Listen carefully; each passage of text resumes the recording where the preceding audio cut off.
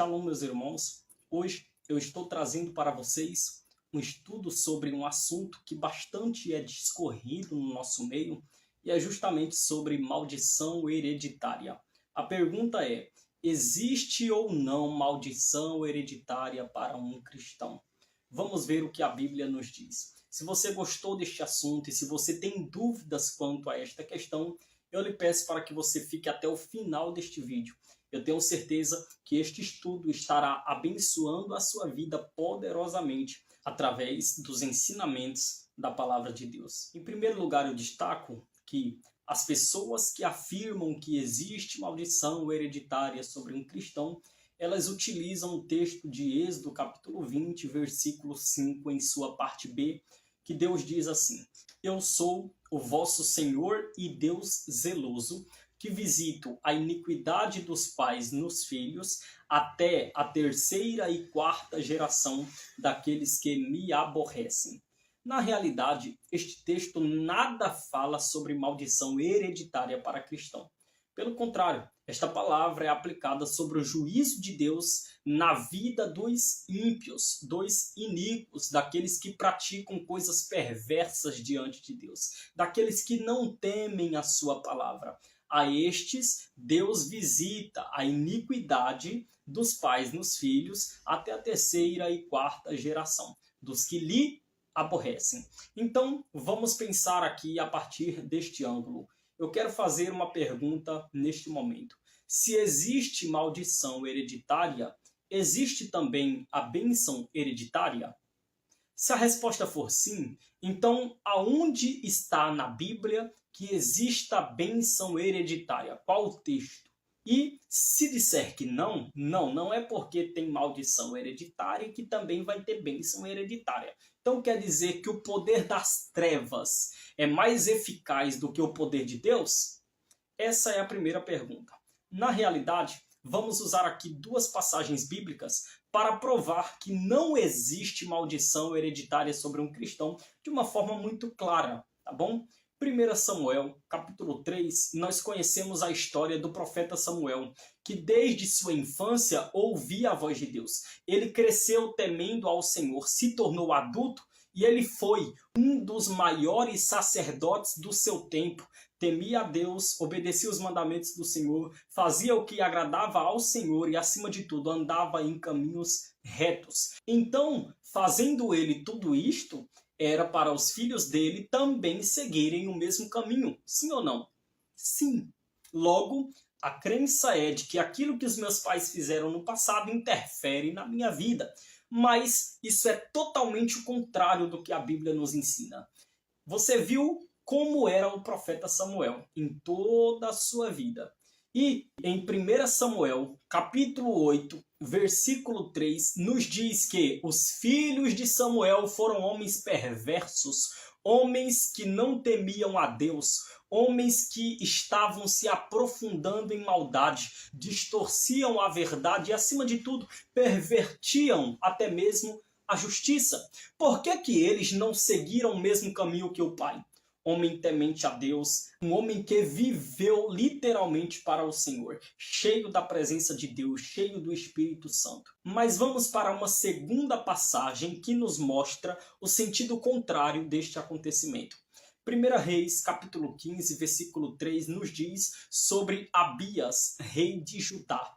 Este era um homem que não temia ao Senhor, desagradava a Deus, um homem que só se aprofundava em mazelas, um homem que fez várias coisas ruins, até mesmo mais do que os seus antepassados. E fazendo ele tudo isto, por esta lógica de maldição hereditária, era para o filho dele também ser da mesma forma, sim ou não? Sim. Porém, Asa, filho de Abias, versículos 11 ao 14 de 1 Reis, capítulo 15, não seguiu o mesmo caminho que o seu pai seguiu. Pelo contrário, foi um homem temente a Deus enquanto seu pai não foi. Foi um homem que agradava a Deus enquanto seu pai não agradou. Foi um homem que entregou o seu coração totalmente ao Senhor até o fim de sua vida. Então, por que o mal que estava sobre a vida de Abias não perdurou sobre a vida do seu filho? É a partir de aqui que você vê que não existe maldição hereditária sobre um cristão. Afinal de contas, Deuteronômio, capítulo 28, do versículo 1 ao versículo 14, nos diz que aqueles que obedecem aos mandamentos do Senhor e ouvem atentamente as palavras de Deus, a estes Deus os cobre de bênçãos. Não precisam nem de pedir. Por onde eles andarem, as bênçãos estarão os acompanhando. É a Bíblia quem diz. A partir do versículo 15, a Bíblia nos diz que aqueles que, em sentido contrário, não servirem a Deus de todo o coração, não se atentarem para os mandamentos do Senhor, estes são então alcançados por maldições. Então, a maldição só tem poder sobre a vida daqueles que não temem aos mandamentos do Senhor. Isto é o que a Bíblia nos diz. Por quê? Porque o próprio Jesus já se tornou maldito por nós na cruz do Calvário. Quando Jesus estava na cruz, Colossenses capítulo 2, versículo 13 e 14, ele cravou consigo a lei na cruz. Naquele momento, às 3 horas da tarde, tudo se escurece nos céus. A terra vira um breu e naquele momento os nossos pecados estavam todos sobre o Cristo.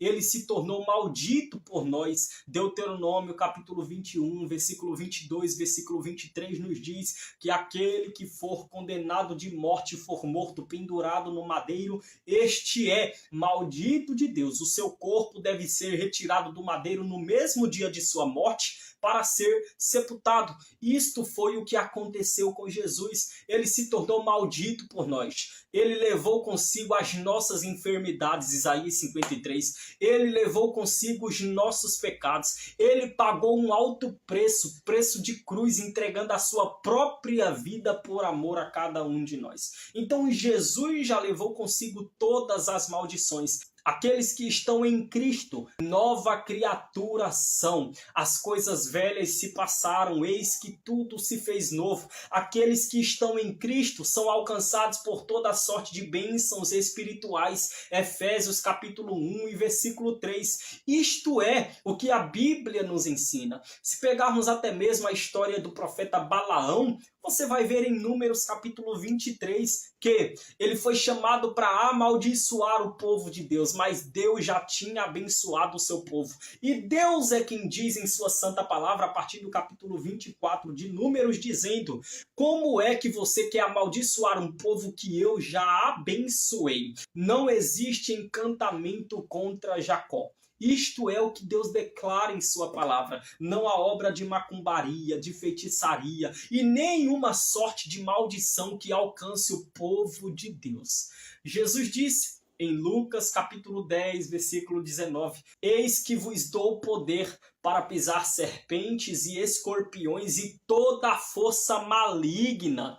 Nenhum mal vos fará dano. Ou então a gente tem que descartar a Bíblia, porque o que o próprio Jesus diz, o que o próprio Deus fala em sua palavra, o que os próprios apóstolos e toda a Escritura nos mostra, está sendo uma farsa para os que alegam que existe maldição hereditária para um cristão.